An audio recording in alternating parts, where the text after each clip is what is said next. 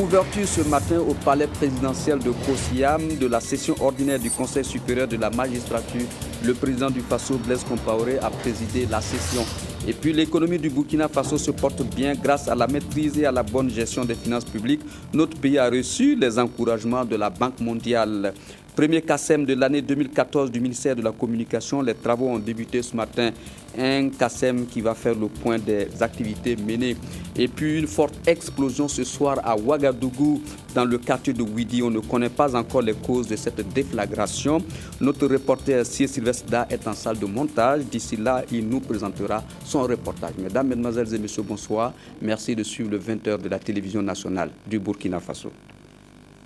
Le président du Faso a reçu cet après-midi en audience le directeur des opérations de la Banque mondiale pour le Burkina Faso. Ousmane Diagana est venu faire le point des investissements consentis par son institution pour le développement du Burkina Faso sur les 3 années écoulées. Les secteurs de la sécurité alimentaire, de l'éducation, de la santé ont été financés par la Banque mondiale. Pour les années à venir, plus de fonds seront alloués au Burkina Faso. Ousmane Diagana au micro de Patrick Namouano. Le Conseil supérieur de la magistrature tient sa session ordinaire au palais présidentiel, mais c'est surtout dans cette salle que se réunissent les magistrats. Au cours de cette session, ils vont se pencher sur les mouvements, l'intégration et la nomination de leurs pairs. L'objectif étant de combler les postes vacants. Je voudrais exhorter l'ensemble des membres du CSM à mener les échanges dans un esprit de responsabilité avec une attention soutenue afin de faire des choix pertinents de magistrats appelés à occuper les différentes fonctions, tant juridictionnelles qu'administratives. La présente session du CSM procédera à l'intégration et à la nomination de 40 nouveaux magistrats. L'on peut se féliciter de ce record jamais égalé dans la magistrature, surtout quand on se rappelle que l'année passée, un seul est sorti de l'École nationale d'administration et de magistrature. L'opportunité offerte par cette session ordinaire du Conseil supérieur de la magistrature est saisie par le ministre de la Justice, garde des Sceaux, pour un bilan sur le fonctionnement du corps de la magistrature. L'indépendance de la magistrature se consolide avec l'adoption en Conseil des ministres du projet de loi organique portant composition, attribution, organisation et fonctionnement du Conseil supérieur de la magistrature. Les conditions de travail ont été sensiblement améliorées avec l'acquisition de matériel informatique, de moyens de transport et de mobilier de bureau. Les constatations du RENLAC, dans son dernier rapport sur la corruption, où le secteur de la justice a sensiblement amélioré son classement, procède de la tendance à l'observation des règles déontologiques et éthiques, elles-mêmes tributaires de nos efforts conjugués. Les postes de magistrats et leurs occupants seront connus les jours prochains. Voilà, vous l'avez rectifié de vous-même, nous sommes allés un peu trop vite en besoin. Il fallait plutôt dire que le président du Faso, Blaise Compaoré, préside depuis ce matin au palais de Kosiam la session ordinaire du Conseil supérieur de la magistrature. À l'ordre du jour, des mouvements et les affectations des magistrats. Les membres du Conseil devront se pencher sur leurs activités de magistrats. C'était un reportage signé Karim Patrick Namouano. À présent, voyons l'audience que le président du Faso a accordée au vice-président de la Banque mondiale, M. Ousmane Diagana. L'année qui vient de s'achever, nous avons financé au Burkina Faso 7 programmes, dont 3 projets dans les 4 derniers mois, dans des secteurs importants tels que l'amélioration de la sécurité alimentaire, la transformation des produits agricoles pour créer plus de valeur ajoutée et en même temps créer des conditions d'exportation de certains produits agricoles. Et finalement, l'électricité. Je viens tout de suite de signer une convention de financement avec M. le ministre de l'économie et des finances. Cette opération vient s'ajouter à des programmes qui existaient déjà d'un montant de plus de 800 millions de dollars.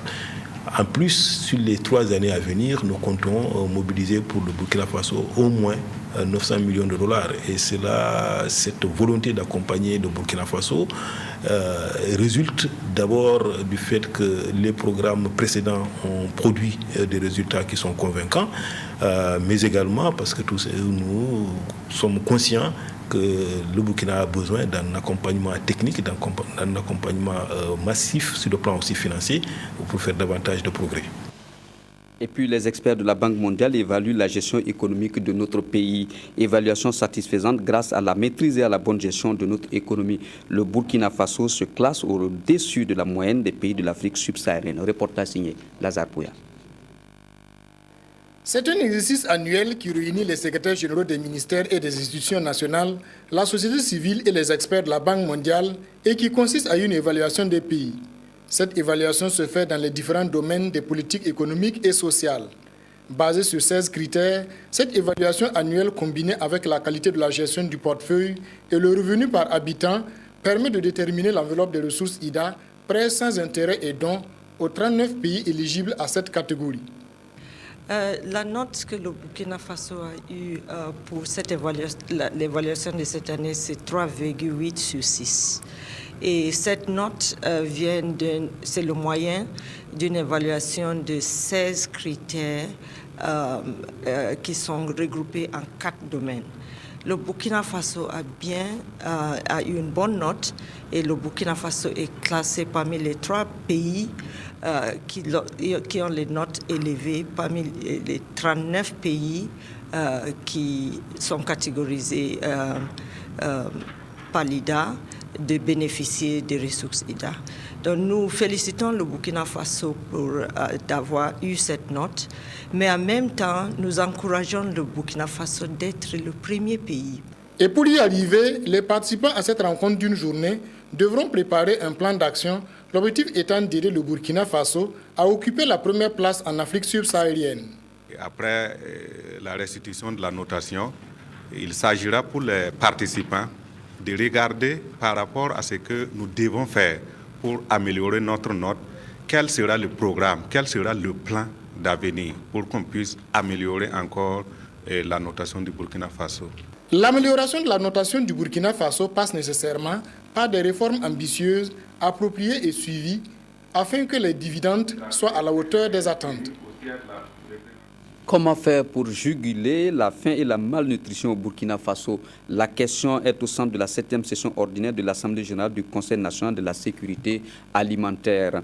La session va examiner le premier plan d'action triennal et adopter le bilan consolidé du plan de résilience et de soutien aux populations vulnérables. Reportage signé Ernest Cambiré.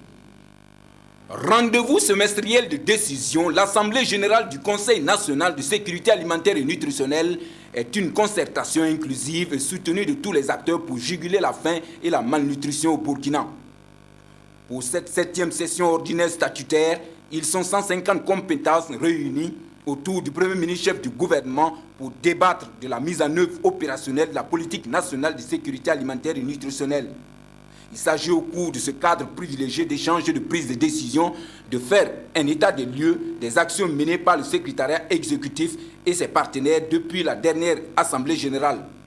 Aujourd'hui, l'opérationnalisation de cette politique passe d'abord par un plan d'action et c'est ça qui va être présenté aux participants. Et ensuite, l'occasion nous sera également donnée de discuter des priorités résilience pays. C'est une politique qui avance bien. On attend de nouveaux actes concrets posés effectivement en faveur de ceux qui souffrent de malnutrition et puis d'un déficit alimentaire. Examiner et adopter le bilan consolidé du plan de résilience et de soutien aux populations vulnérables 2013 et le plan de soutien de l'année en cours, le Conseil va également prendre connaissance de la feuille de route pour la définition des priorités résilience pays en cours d'élaboration. Un ensemble de points dont les résultats et recommandations sont très attendus par le gouvernement, fortement représenté à cette 7e session statutaire. Les actions engagées par le gouvernement et différents acteurs au bénéfice des populations vulnérables telles que la mise en place des boutiques témoins fonctionnelles, les ventes à prix sociaux de produits de grande consommation, les distributions gratuites de céréales, etc. Toutes ces actions ont contribué à résorber tant soit peu sensiblement les tensions sur le marché de l'offre de produits alimentaires. Les acquis et insuffisances constatées dans la mise en œuvre de ce plan de résilience devront servir pour l'amélioration de nos méthodes et dispositions prises pour soulager nos populations, mais aussi construire leur résilience. Je voudrais ici dire ma grande satisfaction de constater l'implication effective des partenaires aux côtés de l'État pour la mise en œuvre de ce plan de réponse national. J'encourage le dispositif de sécurité alimentaire à assurer un suivi rigoureux des actions conduites dans ce cadre afin de nous permettre, en fin d'étape, de tirer les leçons des changements opérés grâce à la mise en œuvre de ce plan. Consolider les acquis et tracer les orientations pour une sécurité alimentaire et nutritionnelle durable, il est attendu de ce 7e rendez-vous que des décisions et recommandations soient formulées pour finaliser les priorités du Burkina en matière de résilience et de soutien aux populations vulnérables. Une succession d'audiences à la primature, le Premier ministre Bénion Luc Adolphe Thiaw a reçu tour à tour le vice-président de la Commission de l'Union africaine, le directeur des opérations pour le Burkina Faso à la Banque mondiale et le directeur général de Orabank. La synthèse avec Yolande Lompo. La première personnalité à être reçue par Luc Adolphe Thiaw est le vice-président de la Commission de l'Union africaine. Erastus Wencha est à Ouagadougou dans le cadre de la préparation du sommet de l'Union africaine qui aura lieu en septembre prochain dans la capitale burkinabé. Un sommet dont le thème porte sur l'emploi pour les jeunes et les femmes. The summit will have 3 segments. Au cours de ce sommet, il sera question de 3 événements parallèles. D'abord, il y aura un événement qui sera mené par les jeunes, un autre événement en faveur des femmes, et il y aura cette rencontre des ministres et des chefs d'État et de gouvernement. Growth and employment. À sa suite, le directeur des opérations pour le Burkina Faso à la Banque mondiale, Ousmane Diagana. Sa structure est un partenaire du Burkina Faso et intervient dans le domaine du renforcement du capital humain, du développement durable et sur la question de la gestion des finances publiques. Nous avons pratiquement fini un cycle de coopération avec le Burkina Faso pendant les 3 dernières années qui s'est traduit par une mobilisation de ressources extrêmement importantes en faveur des secteurs divers et variés tels que l'agriculture, l'énergie, l'éducation et la santé. Et dans chacun de ces secteurs-là aussi, nous avons eu des résultats probants. Dans le cadre de cette visite, nous avons pu échanger avec les autorités sur comment consolider les résultats que nous avons obtenus. La dernière personnalité à boucler cette série d'audiences fut le directeur général de Orabank, venu exprimer la reconnaissance de son groupe pour les ressources accordées par les institutions étatiques afin de l'aider à traverser sa période de restructuration. Ce groupe bancaire est présent dans 12 pays africains, d'abord les 8 pays de l'UEMOA et 4 autres pays, ça veut dire sur 4 zones monétaires. Le principal actionnaire, c'est ECP, c'est un fonds d'investissement américain, qui est le premier fonds d'investissement, capital investissement, spécialisé sur le continent africain. La page de la BRS s'est tournée depuis sa fusion en octobre 2013 avec le groupe et cette institution bancaire pourrait apporter sa contribution pour le financement de l'économie nationale. La communauté française au Burkina Faso a commémoré hier 14 juillet le 225e anniversaire de la prise de la Bastille. Un anniversaire qui coïncide cette année avec le centenaire de la Grande Guerre de 1914. Au Burkina Faso, les Français se sont donné rendez-vous à la résidence de France pour célébrer l'événement. C'était en présence de Évariste Combari. 225 ans après la prise de la Bastille, les Français du Burkina, comme tous les Français du monde, ont eux aussi commémoré la fête du 14 juillet. Nous sommes à la résidence de France au Burkina Faso. Le maître des lieux, l'ambassadeur Gilles Thibault, reçoit ses hommes. Membres du gouvernement, hommes politiques, chefs d'entreprise, religieux et chefs coutumiers. En somme, le Burkina Faso, dans toute sa composante sociale et administrative, est représenté. L'ambiance, visiblement, est conviviale. Les hymnes nationaux puvaient le moment solennel, celui du discours. Le diplomate français a rappelé les liens séculaires qui lient son pays, la France, au Burkina Faso. Le Burkina, un pays qu'il connaît pour l'avoir sillonné d'est en ouest et du nord au sud. La France et le Burkina Faso entretiennent une relation particulière, multiforme et solide. Elle s'est forgée, je l'ai rappelé, sur les champs de bataille, mais aussi sur les bancs des écoles, des universités, des séminaires, des centres de recherche hexagonaux, et encore également dans les communes, y compris les plus reculées, des 45 provinces dont j'ai entrepris le tour. La fête du 14 juillet 2014 revêt une importance particulière, dira Gilles Thibault. En effet, elle coïncide cette année avec le centenaire de la guerre mondiale 14-18. Une guerre qui a enregistré la participation d'environ 134 000 tirailleurs sénégalais. Hier, sur les Champs-Élysées, le drapeau burkinabé a flotté. Sur la situation politique nationale, l'ambassadeur Gilles Thibault se savait attendu. Il a lui-même souligné. Après avoir mis en exergue les valeurs et les principes de la démocratie, ainsi que de la liberté selon Aristote, qui veut que chacun devienne tour à tour gouverné et gouvernant, Gilles Thibault a invité les Burkinabés à faire preuve de bon sens et à préserver les acquis. Je partage la préoccupation de beaucoup que le combat politique engagé en vue de l'élection présidentielle de fin 2015 soit mené dans le respect de toutes les personnes et des institutions, et que le bien commun l'emporte toujours sur les intérêts privatifs, et que toute idée de vengeance ou de revanche soit écartée. Je suis certain qu'il y a ici suffisamment de bon sens, d'intelligence, de courage et de cœur pour qu'aucune ligne rouge ne soit franchie. Le Premier ministre burkinabé a félicité les Français pour leur fête nationale. Luc Adolphe a dit que tous les démocrates sont en principe attachés à la paix et au dialogue. Du moins, c'est la vision du gouvernement burkinabé. Bien sûr que l'ambassadeur, dans son discours, est revenu sur des valeurs auxquelles tous les démocrates doivent être attachés, le dialogue, la paix. C'est un bon conseil et nous sommes toujours ouverts au dialogue.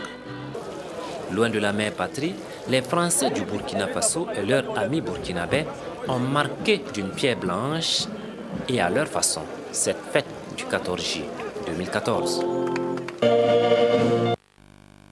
Et puis en marge de l'Assemblée générale de l'Association des commissions des finances et du budget des parlements des pays de l'Afrique de l'Ouest, WAPAC, le président de l'Assemblée nationale du Burkina Faso a reçu respectivement deux personnalités représentant des institutions parlementaires, le président du Parlement de la CEMAC, la Communauté économique et monétaire de l'Afrique centrale et le président du CIP, UEMOA, le Comité interparlementaire de l'Union économique et monétaire ouest-africaine. Les échanges se sont focalisés sur la rencontre du WAPAC et sur des questions liées à leurs institutions. La synthèse de cette rencontre avec Anna Lucie-Kéré. C'est dans la soirée d'hier, soit quelques heures après l'ouverture des travaux de la 5e Assemblée générale annuelle de l'Association des commissions des finances de l'Afrique de l'Ouest, WAPAP, que le président de l'Assemblée nationale a reçu le président du Parlement de la CEMAC, la Communauté économique et monétaire de l'Afrique centrale. Les échanges entre l'élu gabonais et le chef du Parlement burkinabé ont essentiellement porté sur cette rencontre. Je lui ai dit tout l'intérêt que le Parlement de la CEMAC porte à cette expérience en Afrique de l'Ouest et je ne vous cacherai pas que je m'efforcerai de faire en sorte qu'il y ait une logique similaire dans le cadre de l'Afrique centrale, de manière à ce que Afrique centrale, Afrique de l'Ouest, peut-être demain l'Afrique de l'Est, on aille dans la logique de l'intégration du continent véritablement par ces expériences. Le président du CIP UEMOA, le comité interparlementaire de l'Union économique et monétaire ouest-africaine, qui séjourne au Burkina dans le cadre de la conférence du WAPAP, est venu également s'entretenir avec le chef du Parlement burkinabé sur des questions liées à l'harmonisation des systèmes financiers et à leurs institutions. Au-delà même du CIP et l'Assemblée nationale du Burkina, ce fut une occasion aussi pour nos institutions de se retrouver. Et il a dit, c'est l'un de ses objectifs, nos institutions se sont retrouvées. J'étais avec le président de la CEMAC, Communauté économique de l'Afrique centrale. Nous avons beaucoup échangé. Nous nous sommes promis beaucoup de choses dans le cadre bilatéral. Les représentants de ces deux structures parlementaires ont quitté l'Assemblée nationale satisfaits des échanges tout en félicitant le président de l'Assemblée nationale et toutes les autorités qui se sont impliquées dans l'organisation de la 5e Assemblée générale du WAPAP. Comme je vous le disais en titre, si vous habitez Ouagadougou, vous avez sans doute entendu une énorme explosion aux environs de 17h30. L'explosion s'est produite au quartier Ouidi. On ne connaît pas pour le moment les origines de cette explosion. On dénomme toutefois des dégâts importants, des dégâts matériels importants et plus encore des blessés et des pertes en vies humaines. En attendant, suivez plutôt le reportage de Cécile Souda. Des blessés par dizaines, des pertes en vies humaines, des proches qui pleurent la disparition de leurs dans les décombres des maisons écroulées, une population déboussolée. Nous sommes au quartier de la Lille de Ouagadougou et tous ces dégâts, au dire des riverains, ont été causés par une explosion partie de cet endroit, ce qui reste d'une maison d'habitation. Ça, c'est pas du gaz, puisque la flamme même qui monte en haut, ça donnait du noir. On ne sait pas, vraiment, c'est pas du gaz. Mais aussi, peut-être on peut se dire que ce sont les maisons là aussi, avec la chute des pluies qui descendent, ce sont les maisons en banco.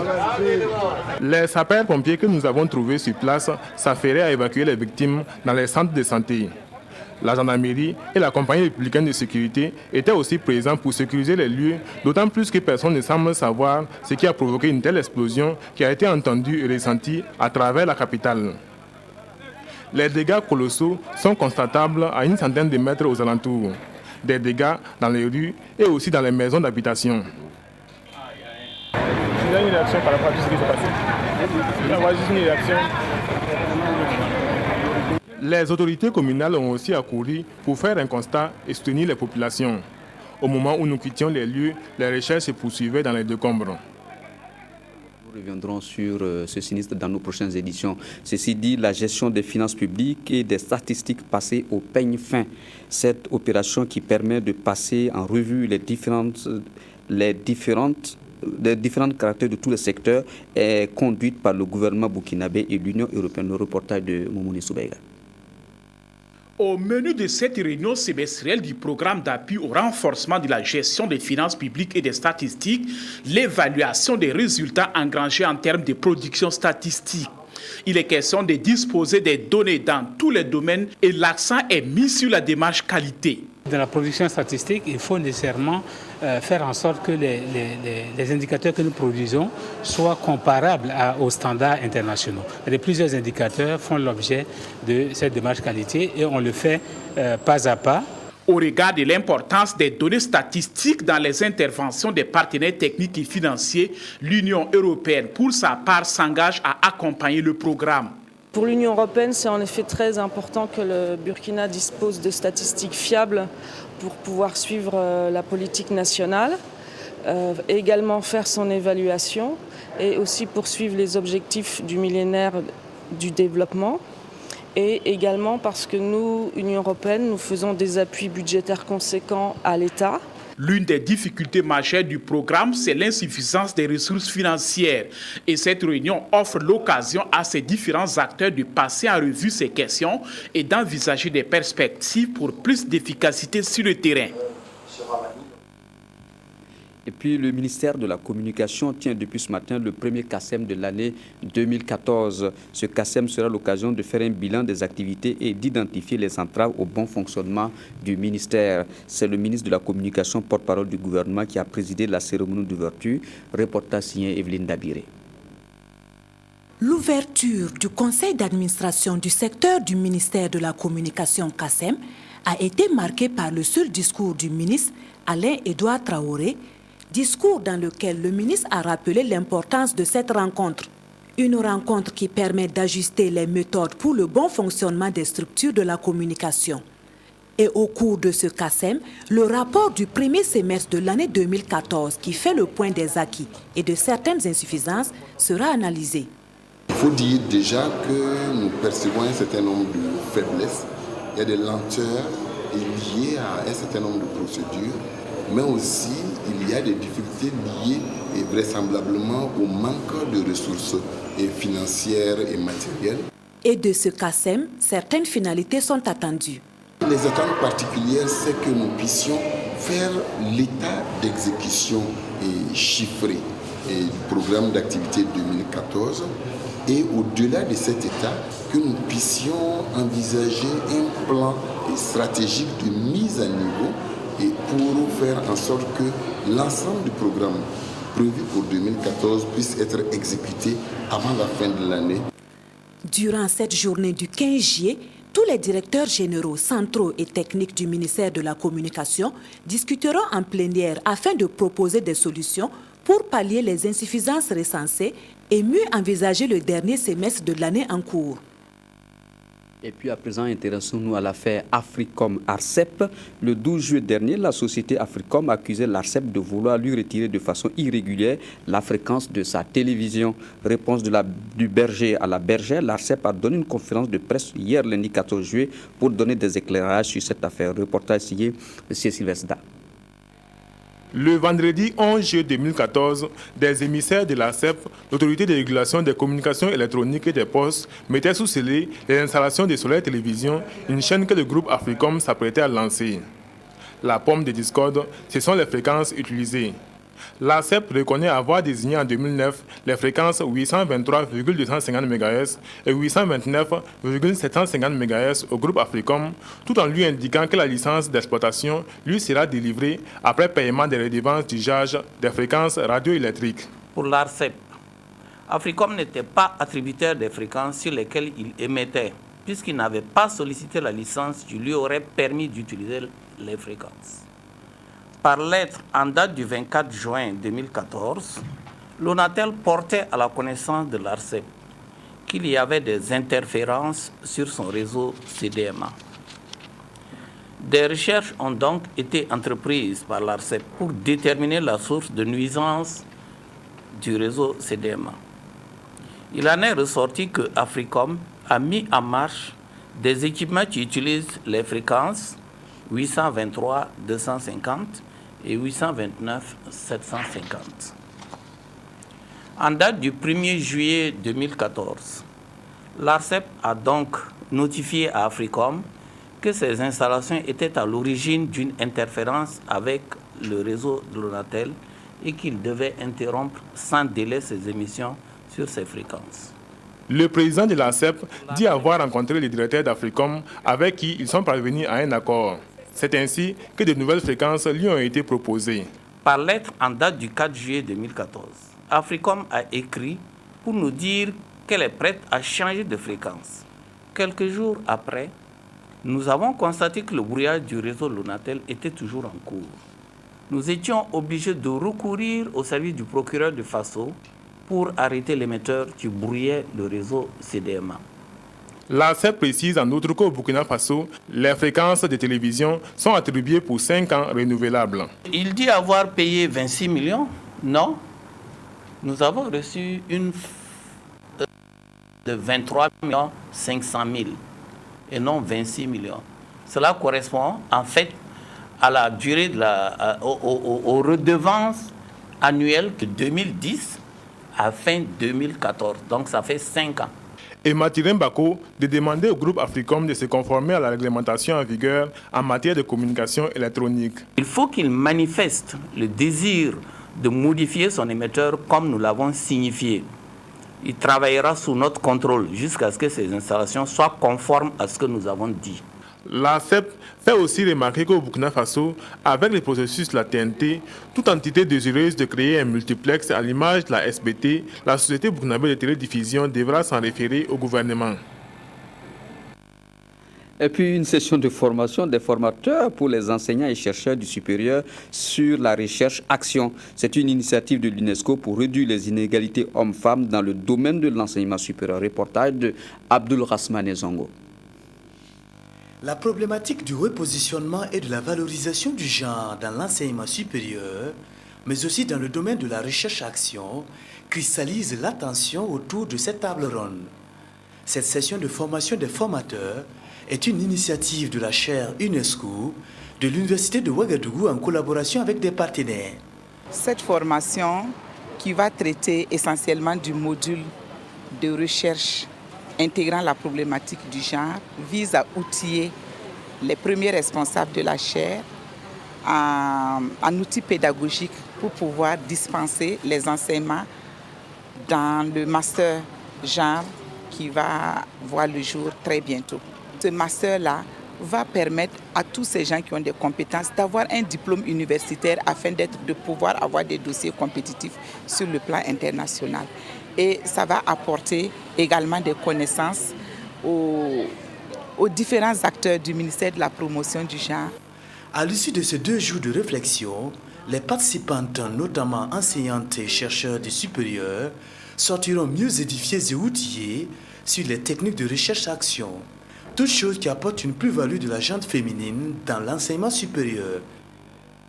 Et puis du sang neuf pour l'administration des douanes, plus d'une centaine d'agents et de cadres en fin de formation à l'École nationale des douanes ont reçu ce matin leur diplôme des mains des autorités.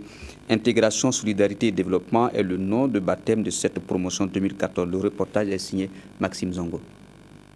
Ils sont au total 147 agents, dont 98 assistants, 35 contrôleurs et 14 inspecteurs à recevoir leur diplôme de fin d'études des mains des autorités.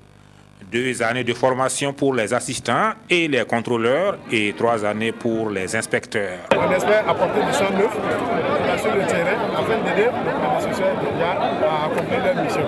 Intégration, solidarité et développement est le nom de baptême de cette promotion 2014. Elle s'engage à servir avec efficacité, rigueur et compétence.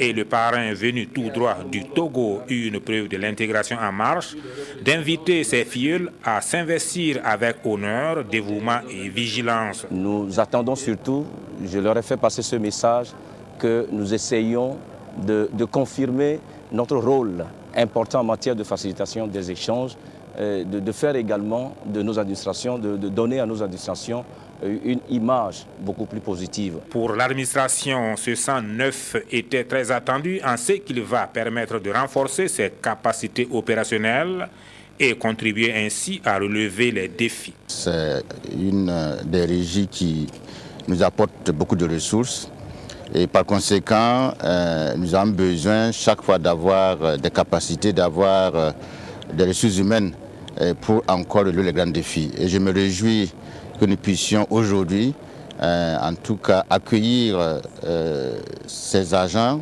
qui ont été bien formés. Au titre de l'année 2013-2014, l'École nationale des douanes a accueilli 334 élèves de 5 nationalités. Le Burkina, la République centrafricaine, le Congo, le Gabon et le Tchad. Créée en 1970 en lieu et place du Centre de formation des fonctionnaires de douane, l'école, selon la directrice générale Micheline Ilboudou Diallo, nourrit de grandes ambitions. Faire de la structure un centre de référence.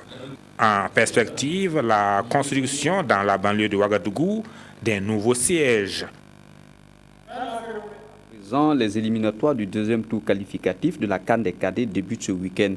Les étalons cadets seront de la partie et joueront contre leur homologue du Cameroun ce samedi à Yaoundé. Le 11 national cadet part confiant à cette nouvelle campagne africaine. Le point des préparatifs dans ce reportage signé Franck Soubega, Victorien Marienne. Une nouvelle campagne africaine commence pour les étalons cadets qui veut 2014-2015. Après avoir échoué aux portes de la phase finale en 2013, le Burkina ne lâche pas prise. Une nouvelle génération de footballeurs cadets tentera de redorer le blason pour le bonheur et la gloire de la nation burkinabé. Nous sommes préparés, alors sur le plan technique, sur le plan physique, sur le plan tactique. Donc on n'a pas eu suffisamment d'informations sur l'adversaire, certes, mais je crois que aussi on a essayé de travailler sur nos propres armes. Et puis en imaginant aussi ce qui pourra être un peu le comportement de l'adversaire. Ce samedi au stade Amadou Ahidjo de Yaoundé à 15h30 temps universel, les étalons cadets seront face aux lionceaux indomptables du Cameroun. Des retrouvailles qui s'annoncent houleuses et les protégés du duo Ben Mokhtar Baro Alain Nana sont prévenus. On n'a pas joué beaucoup de matchs amicaux internationaux, mais on a joué avec quand même des clubs de première division. C'est les moyens de bord, mais il faut faire avec. Sortis du néant, les étalons cadets, nouvelle version, sautent dans l'inconnu certes, mais ils sont déterminés à défendre, vaille que vaille, les couleurs nationales. On s'est bien préparé et on va essayer de donner le meilleur de nous-mêmes. Pourquoi pas une victoire? Dans tous les cas, ce samedi au stade Amadou Ahidjo de Yaoundé, il faudra d'ores et déjà prendre une option sérieuse à ce match aller du deuxième tour en vue de la qualification pour le tour suivant. Mission difficile peut-être, mais pas impossible. C'est la fin de votre journal. Merci de l'avoir suivi. Je vous souhaite une agréable nuit. Je vous retrouve demain à 20h pour d'autres actualités, Inch'Allah. Merci, bonsoir et à demain.